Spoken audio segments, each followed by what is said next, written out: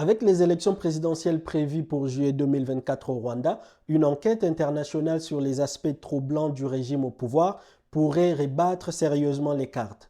Découvrons ensemble les dessous de cette affaire qui pourrait avoir des répercussions majeures sur la région des Grands Lacs. Installez-vous confortablement, on décrypte tout ça ensemble.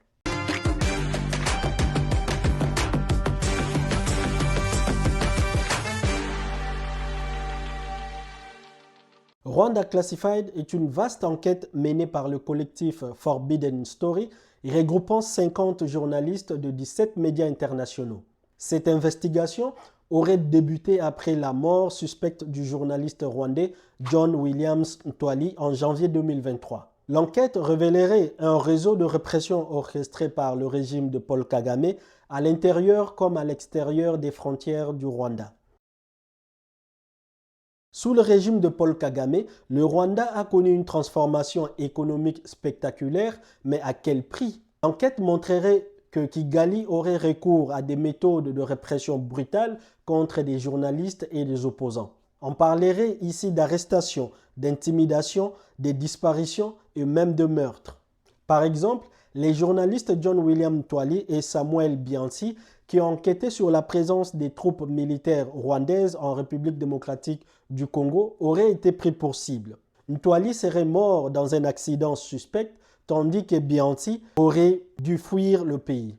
L'un des volets les plus controversés de l'enquête Rwanda Classified concernerait l'implication militaire du Rwanda en République démocratique du Congo.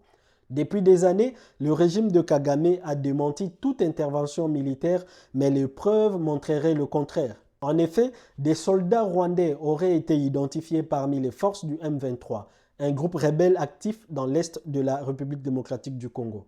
Cette intervention aurait été documentée par des journalistes comme Ntwali et Biansi au péril de leur vie. L'enquête révélerait également comment le régime de Paul Kagame traquerait ses opposants à l'étranger.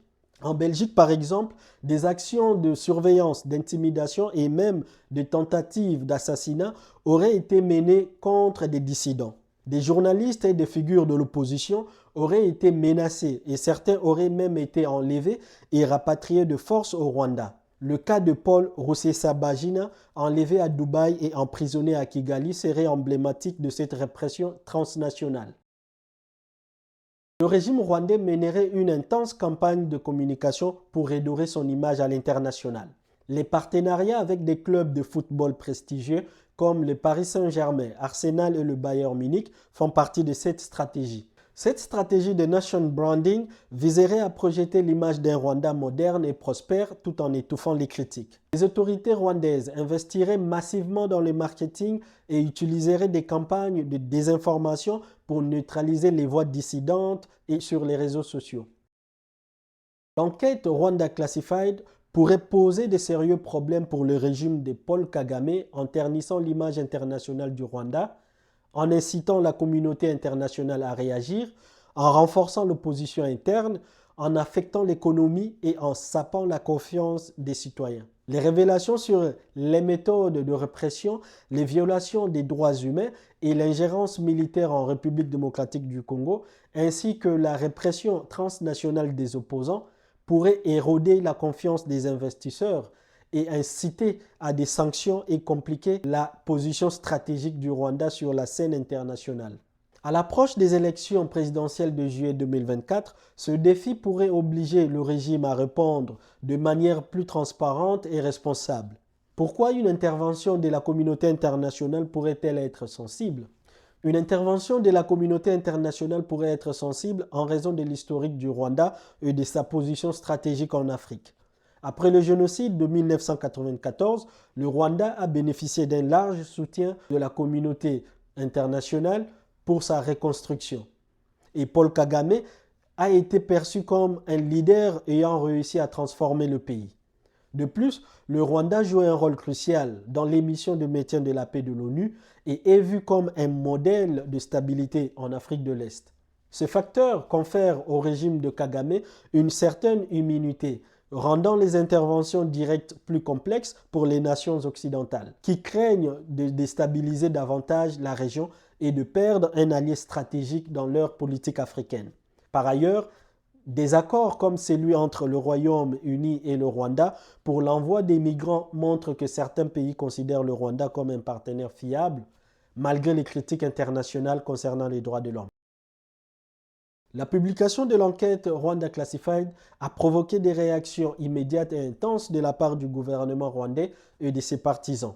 Kigali a vigoureusement nié les allégations, les qualifiant de diffamatoires basées sur des informations fausses. Les autorités rwandaises ont également accusé les auteurs de l'enquête de mener une campagne de dénigrement orchestrée par des opposants au régime. Selon certains observateurs, ces réactions violentes de la part du gouvernement et de ses soutiens pourraient paradoxalement légitimer les conclusions de l'enquête. L'enquête leverait le voile sur les pratiques répressives du régime de Paul Kagame et son rôle dans les conflits en République démocratique du Congo.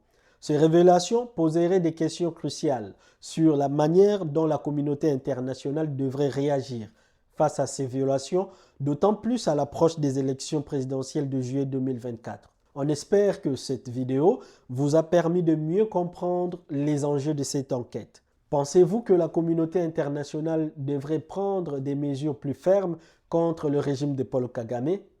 Laissez vos avis en commentaire. N'oubliez pas de liker, partager et de vous abonner pour ne manquer aucune de nos prochaines vidéos. À très bientôt sur Monsieur Afrique.